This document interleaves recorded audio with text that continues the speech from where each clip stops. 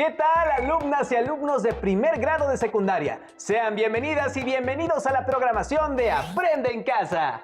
Una propuesta diferente para que desde su casa ustedes puedan acercarse a los contenidos de las asignaturas y áreas de segundo grado.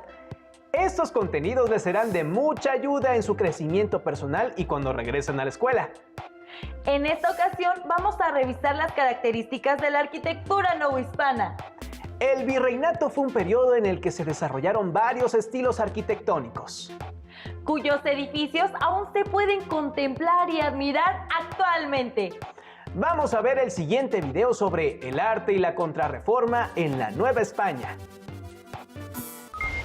La conquista y la colonización no solo implementaron en la Nueva España la religión y la reorganización política y social, sino también las corrientes culturales y artísticas. ¿Qué estilos artísticos predominaron en la Nueva España? ¿Por qué la mayor parte de la arquitectura, la pintura y la música virreinal expresaban culto al catolicismo y a las festividades religiosas? Veámoslo. Las primeras obras arquitectónicas en la Nueva España, como el Palacio de Cortés, en Cuernavaca, Morelos, y la Casa de Montejo, en Mérida, Yucatán, pertenecen a la corriente artística del plateresco. Este estilo, que surgió en España en el siglo XV, se caracterizó por integrar elementos renacentistas, góticos y musulmanes en las construcciones. En la decoración plasmó elementos de la naturaleza, como guirnaldas y bichos, así como medallones con representaciones de bustos humanos, entre otros elementos. En la Nueva España, los artesanos indígenas añadieron componentes prehispánicos, como imágenes de la flora y fauna características de sus regiones. Un ejemplo es la fachada de la iglesia del convento de Acolman, considerada la joya del plateresco en América. En el siglo XVI surgió en Italia el manierismo, considerado un estilo superior y refinado. En la Nueva España mostró figuras humanas alargadas en la pintura y escultura. En la arquitectura, un ejemplo es la integración de torres en las fachadas de los templos, lo que puede observarse principalmente en las primeras catedrales que se construyeron. Tanto el plateresco como el manierismo fueron los estilos artísticos del siglo XVI y las primeras décadas del siglo XVII en la Nueva España. Para la tercera década del siglo XVII, el estilo que predominó fue el barroco. Veamos por qué. En 1517, en Alemania, el fraile agustino Martín Lutero publicó las 95 tesis, en las que cuestionaba a la Iglesia Católica. Entre otros puntos, criticaba la venta de las indulgencias, es decir, del perdón de los pecados por parte de la Iglesia.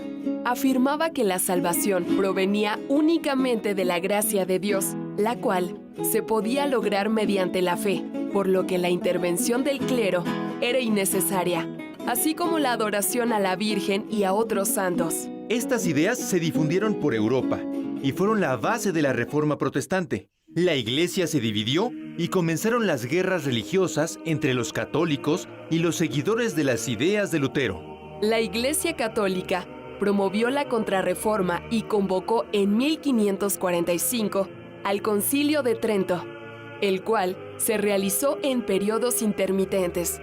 Ahí se determinaron las medidas a seguir para fortalecer a la Iglesia y al papado. España encabezó la Contrarreforma y el rechazo hacia el protestantismo se reflejó en la Nueva España. Entre las medidas que siguieron estaba el fomento del arte como vehículo para propagar las ideas y valores de la fe católica, y para ello se utilizó el barroco, un estilo muy ornamentado y dramático. La arquitectura y la pintura destacaron, por lo que los muros, fachadas, así como los techos de iglesias y conventos se llenaron de múltiples adornos e imágenes de vírgenes, santos, ángeles y escenas religiosas. Entre los principales pintores del barroco se encontraban Miguel Cabrera, Cristóbal de Villalpando, Sebastián López de Arteaga, la familia de los Juárez, los Echave y los Rodríguez. En la música destacaron Juan Gutiérrez de Padilla, Francisco López Capillas y Manuel de Sumaya. Y en la literatura, Sor Juana Inés de la Cruz. Carlos de Sigüenza y Góngora y Juan Ruiz de Alarcón fueron sus más importantes exponentes. A diferencia del protestantismo, la Iglesia Católica buscó exaltar a través del arte imágenes de santos, escenas religiosas y milagros para consolidar el culto y conmover al creyente. ¿Qué usos y funciones consideras que tuvo el barroco en el arte y la sociedad? ¿Qué estilos artísticos virreinales identificas en tu comunidad? En efecto, el plateresco, el manierismo, el barroco fueron estilos arquitectónicos que han dejado un importante patrimonio, que es necesario conocer, cuidar, respetar y valorar. Los edificios virreinales son testigos del pasado y forman parte de la cultura e identidad de las mexicanas y mexicanos. Observen el siguiente segmento. Es importante que vean con más detalle las características del barroco y qué aspectos lo distinguen en la arquitectura. Veamos el video El arte novohispano. No pierdan detalle. El barroco es un estilo artístico surgido en Europa. Llegó a Nueva España durante el siglo XVI y fue el predilecto principalmente en arquitectura religiosa, pintura y escultura sacra. En la colonia, esta corriente artística recibió un carácter propio por parte de los artistas de Nueva España, por lo que es conocido como barroco novohispano. El neoclásico llegó a Nueva España en 1780, en la fase final del virreinato. Su estilo se opuso por completo al barroco, prefiriendo las líneas simples, características del arte clásico de Grecia y Roma. En Nueva España fue más común su utilización por las autoridades civiles en la construcción de edificios públicos, y también lo adoptaron pintores y escultores no religiosos. El término barroco en principio significa abigarrado. Y lo que va a ser el barroco como un arte oficial de la Iglesia es ir en contra de la expresión racional que había tenido y que había caracterizado al Renacimiento desde el siglo XIV. América, en los territorios conquistados por el Imperio Español, evidentemente también se traslada el barroco, aunque no se había presentado esa problemática de enfrentamiento con lo que iba a ser el protestantismo. Sin embargo, bueno, irradia, influye y se crea un barroco muy americano, un barroco con distinciones respecto de lo que se daba en Europa. Característica principal es que va en contra de la racionalidad, en contra de los cánones y de la idea de imponer la imagen geométrica que había tenido el Renacimiento. En América y en particular en la Nueva España, ¿cómo se va a distinguir en la arquitectura? Fundamentalmente por la policromía, la gran cantidad de colores que van a surgir en las fachadas y en los interiores. Una aportación del barroco es, como por ejemplo tenemos el caso del retablo de los Reyes a mi espalda, en donde se llega a la máxima expresión del movimiento y de la policromía barroca. Otra característica es esta idea virtual de la falta de peso, de la ingravidez, es también la manera en cómo modifican todos los elementos que originalmente son eminentemente constructivos. En el caso de las fachadas, la presencia de los azulejos, como en el caso de las fachadas de Puebla.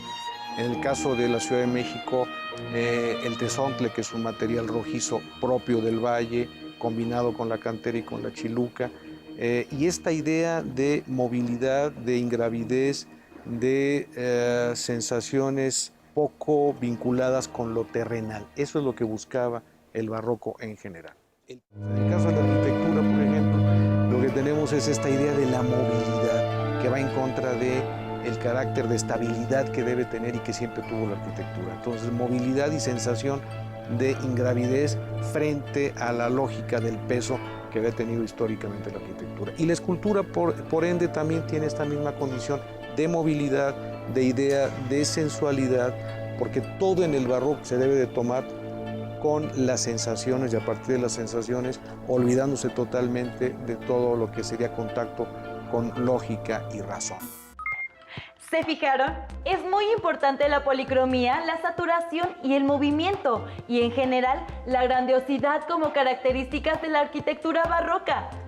Se trata de la transmisión de un mensaje profundamente religioso a la población novohispana. En la segunda mitad del siglo XVIII llegó a la Nueva España el estilo neoclásico, que rompería con la tradición barroca. ¿Cuáles son las características del neoclásico y en qué se diferencia del barroco? Lo veremos a continuación. El neoclásico, a diferencia del barroco, no tuvo un estilo predominante novohispano, pues en realidad surgió como una recuperación de la herencia cultural clásica. Fue el arquitecto español Manuel Tolsá, quien llegara a la colonia en 1791, el principal exponente de este estilo artístico en arquitectura y escultura. Muchas de sus obras, como el Hospicio Cabañas, el Palacio de Minería o la escultura ecuestre de Carlos IV de España, son consideradas obras maestras del neoclásico en América. Viene de una madurez intelectual que se empieza a dar también en Centro Europa. Una madurez intelectual que privilegió el uso de la razón frente a la posibilidad subjetiva que daba la Iglesia Católica.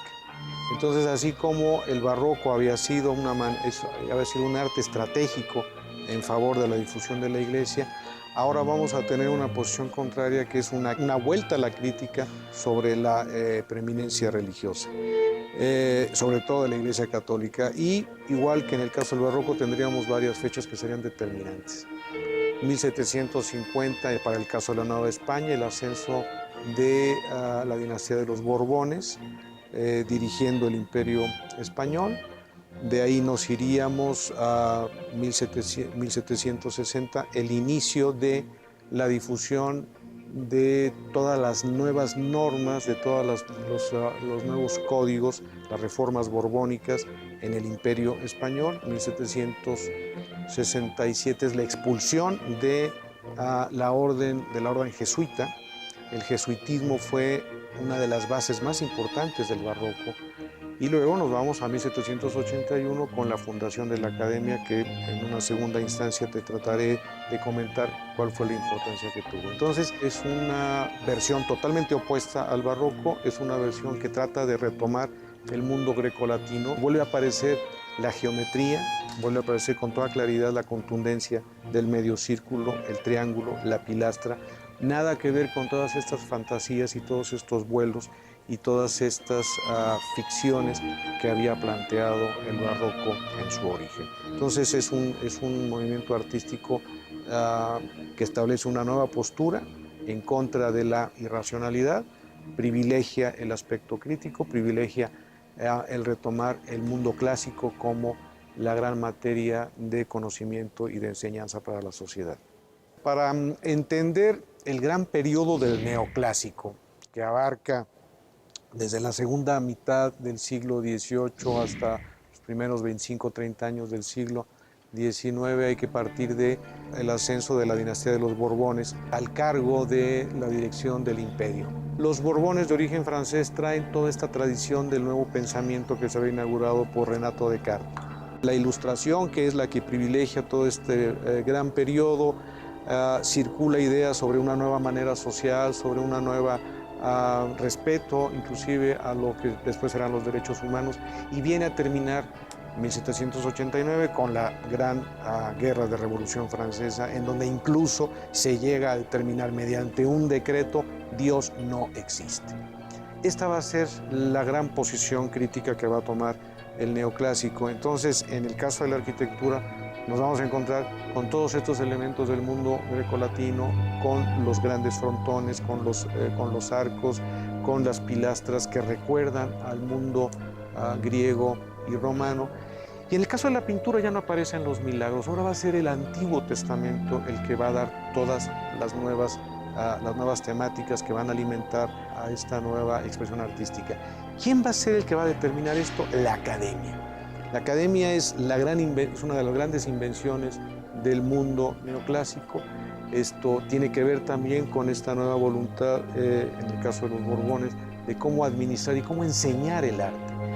Ahora se van a crear planes de estudio, se van a volver a crear cánones, se van a dictar normas, e inclusive va a haber la prohibición de seguir construyendo y de seguir pintando a la manera barroca. Ahora de lo que se va a tratar es de hacer valer, de considerar como la única posibilidad todos aquellos temas que habían creado los maestros en la academia, con los que se va a enseñar, con los que se va a adiestrar y que van a ser los autorizados por los cabildos para que se lleven a cabo en las iglesias y en los edificios públicos. Y por último, otra de las grandes características del mundo neoclásico va a ser el que los edificios más importantes van a ser edificios civiles. Ya no va a ser la iglesia la que va a llevar la conducción de la construcción en las ciudades. Ahora van a ser los hospitales, las escuelas, los grandes depósitos de alimentos, los edificios militares, los que van a determinar la nueva conformación del paisaje. Va a ser el mundo civil frente al mundo de la iglesia que había privado en el periodo anterior. Actualmente, México conserva un gran acervo arquitectónico, pictórico y escultórico del periodo colonial, que es parte de la riqueza cultural y del patrimonio no solo nacional, sino de la humanidad. Visto lo anterior, hay que destacar la vuelta al mundo grecolatino que impulsó el neoclásico, así como el uso de la geometría y la influencia de la razón, en contraposición al sentimiento religioso del barroco. Debe resaltarse también que los edificios más destacados del neoclásico eran civiles, ya no religiosos. Antes de finalizar, nuevamente les hacemos un llamado para que fomenten la empatía y el respeto con sus familiares. Debe ser una oportunidad para convivir en armonía con quienes más queremos y más nos quieren. Es momento de hacerlo por ellos. Las y los invitamos a consultar más sobre el tema en su libro de texto de historia. Les dejamos algunas preguntas que les pueden servir para profundizar en lo que acaban de aprender. ¿Cuáles son las características del barroco? ¿Qué sentimientos buscaba despertar en las personas? ¿Cuáles son las características del neoclásico? ¿En qué se distingue del barroco? Guarden sus respuestas en la carpeta de experiencias y posteriormente compártanlas con sus compañeras y compañeros. ¡Hasta muy pronto!